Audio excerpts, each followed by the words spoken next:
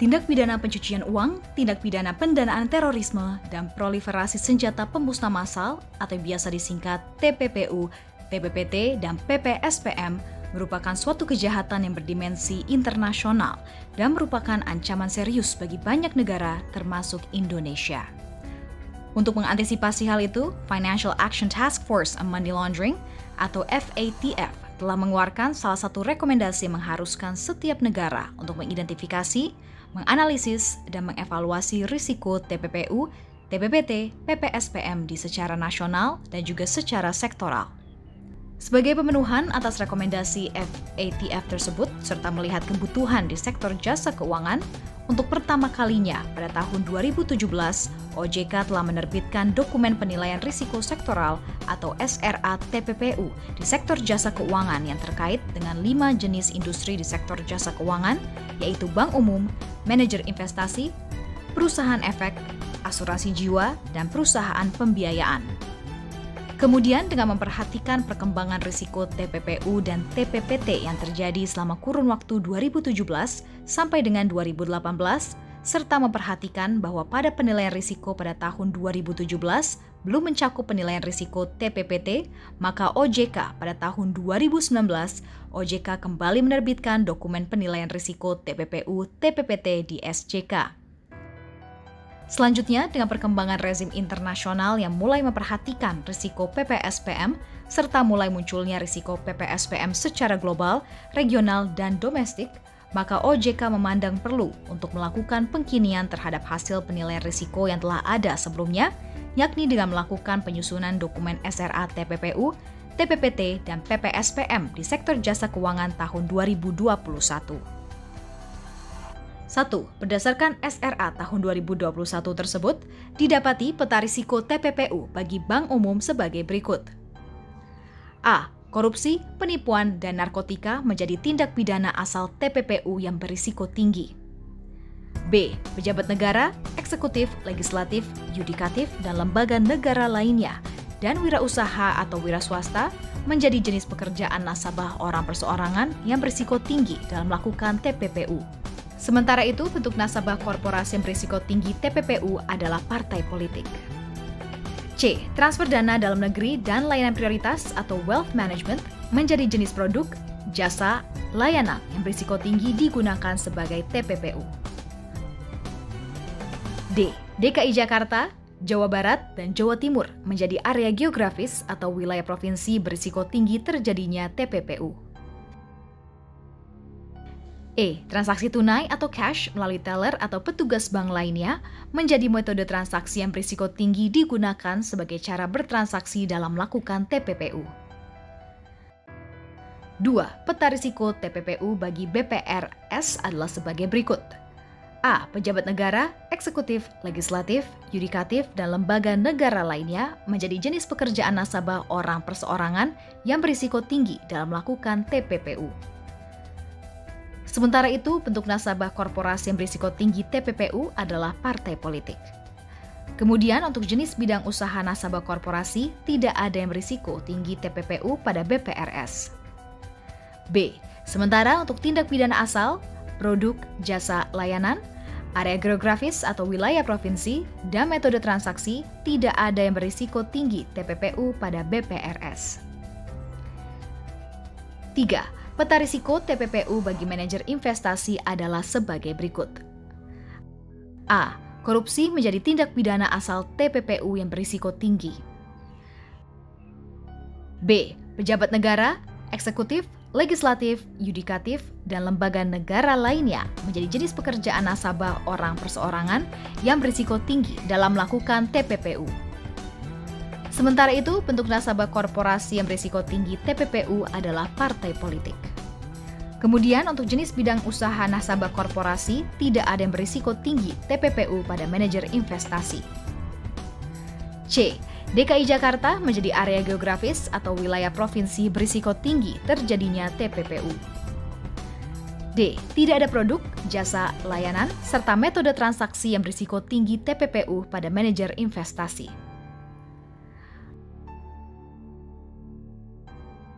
4. Peta risiko TPPU bagi perusahaan efek adalah sebagai berikut. A. Korupsi menjadi tindak pidana asal TPPU yang berisiko tinggi. B. Karyawan swasta, wirausaha, wira swasta, dan pejabat negara, eksekutif, legislatif, yudikatif, dan lembaga negara lainnya menjadi jenis pekerjaan nasabah orang perseorangan yang berisiko tinggi dan melakukan TPPU. Sementara itu, bentuk nasabah korporasi yang berisiko tinggi TPPU adalah perseroan terbatas, partai politik, koperasi, dan badan hukum asing. Kemudian, jenis bidang usaha nasabah korporasi yang berisiko tinggi TPPU adalah aktivitas keuangan dan asuransi, serta aktivitas jasa lainnya. C. Efek bersifat ekuitas menjadi area yang berisiko tinggi berdasarkan produk. A. Pasar reguler dan pasar negosiasi free of payment menjadi area yang berisiko tinggi berdasarkan jenis pasar. Transaksi reguler menjadi area yang berisiko tinggi berdasarkan layanan. D. DKI Jakarta menjadi area geografis atau wilayah provinsi berisiko tinggi terjadinya TPPU. E. Remote menjadi metode transaksi yang berisiko tinggi digunakan sebagai cara bertransaksi dalam melakukan TPPU.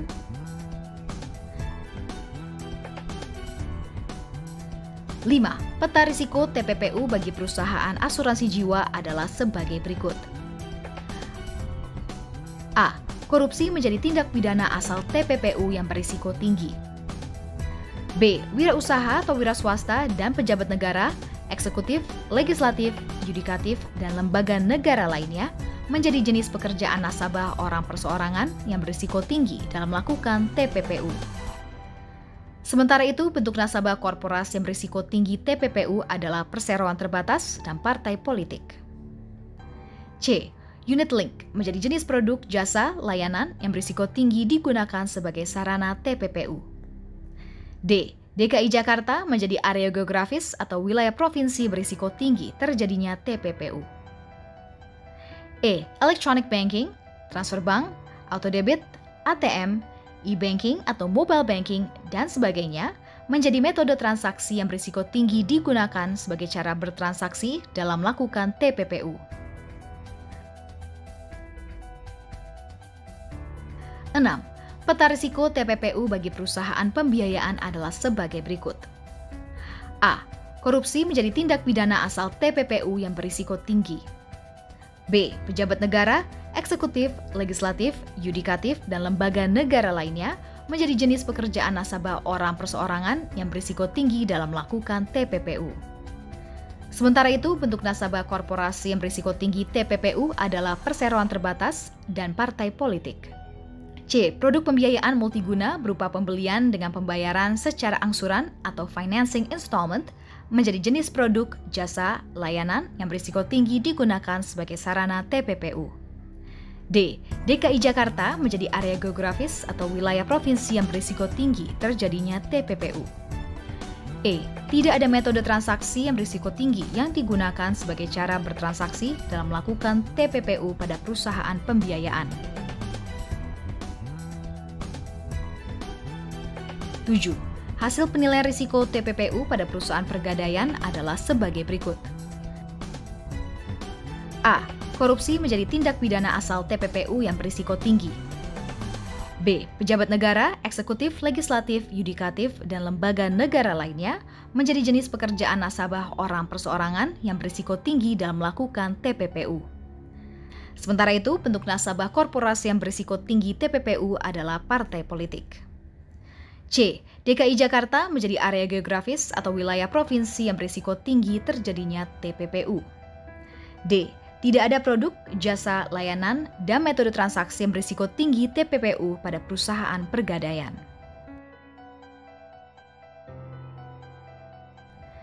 Adapun risiko TPPT di sektor jasa keuangan berdasarkan SRA tahun 2021 adalah sebagai berikut. 1. Bank umum menjadi industri di SJK yang berisiko tinggi dijadikan sebagai sarana TPPT. 2. Tabungan dan kartu debit pada bank umum menjadi jenis produk, jasa, layanan yang berisiko tinggi dijadikan sebagai sarana TPPT. 3. DKI Jakarta, Papua, dan Papua Barat menjadi area geografis atau wilayah provinsi yang berisiko tinggi terjadinya TPPT. 4.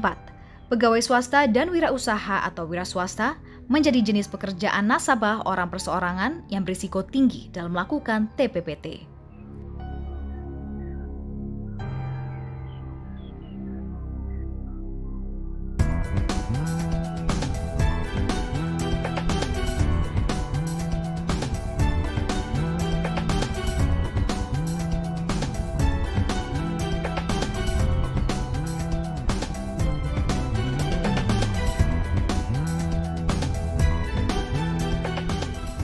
Sementara itu, berdasarkan hasil identifikasi, analisis, dan evaluasi terhadap aspek potensi ancaman, kerentanan, beserta dampak PPSPM, dapat disimpulkan bahwa secara umum di Indonesia belum ditemukan risiko PPSPM secara nyata. Namun demikian, OJK selalu mendorong agar PJK tetap melakukan antisipasi terhadap perkembangan risiko PPSPM di sektor jasa keuangan. Seluruh pihak perlu memahami bahwa SRA bukanlah tujuan akhir dalam pencegahan dan pemberantasan TPPU, TPPT, PPSPM. SRA merupakan sebuah alat untuk membantu meningkatkan pengetahuan tentang risiko yang terjadi di suatu sektor tertentu. SRA merupakan alat bantu yang dapat memandu seluruh pihak untuk melakukan pencegahan dan pemberantasan TPPU, TPPT, PPSPM secara efektif dan efisien. Temuan SRA, TPPU, TPPT, PPSPM tahun 2021 akan menjadi masukan utama bagi OJK selaku lembaga pengawas dan pengatur dalam menerapkan pendekatan berbasis risiko. Dalam aspek pengaturan, informasi tentang risiko dalam SRA, TPPU, TPPT, PPSPM tahun 2021 akan berfungsi untuk mendeteksi kemungkinan kerentanan di sektor yang terkait dengan kerangka peraturan atau pedoman pelaksanaan. Pengetahuan mengenai pemetaan risiko ini akan memungkinkan OJK untuk memfokuskan kegiatan penyusunan kebijakannya dalam rangka mengatasi kekurangan yang dapat disalahgunakan oleh pelaku TPPU, TPPT, PPSPM. Dalam aspek pengawasan, temuan dalam SRA, TPPU, TPPT, PPSPM tahun 2021 merupakan masukan penting untuk mengartikulasikan kegiatan pengawasan ke area yang paling berisiko digunakan sebagai sarana TPPU, TPPT, PPSPM. Dengan informasi tentang risiko dalam SRA, TPPU, TPPT, PPSPM tahun 2021, pengawas dapat mengartikulasikan rencana spesifik di sektor jasa keuangan, termasuk prioritas dan sumber daya yang dialokasikan untuk setiap area, serta jadwal kegiatan pengawasan yang akan dilakukan. Selain itu, kehadiran SRA akan membantu PJK dalam melaksanakan pasal 2 POJK APU PPT yang mewajibkan PJK dalam mengidentifikasi, menilai, dan memahami risiko TPPU, TPPT, PPSPM terkait dengan nasabah, negara atau area geografis, produk, jasa, transaksi, atau jaringan distribusi atau delivery channels. Di mana dalam proses identifikasi, penilaian, dan peningkatan pemahaman tersebut, PJK diwajibkan untuk menjadikan SRA sebagai salah satu referensi atau acuan. Dengan adanya SRA, PJK diharapkan dapat segera menindaklanjutinya dengan melakukan penyusunan Individual Risk Assessment atau IRA. Kehadiran SRA, TPPU, TPPT, PPSPM di sektor jasa keuangan tahun 2021 akan mendorong penguatan rezim pencegahan dan pemberantasan TPPU, TPPT, PPSPM di Indonesia.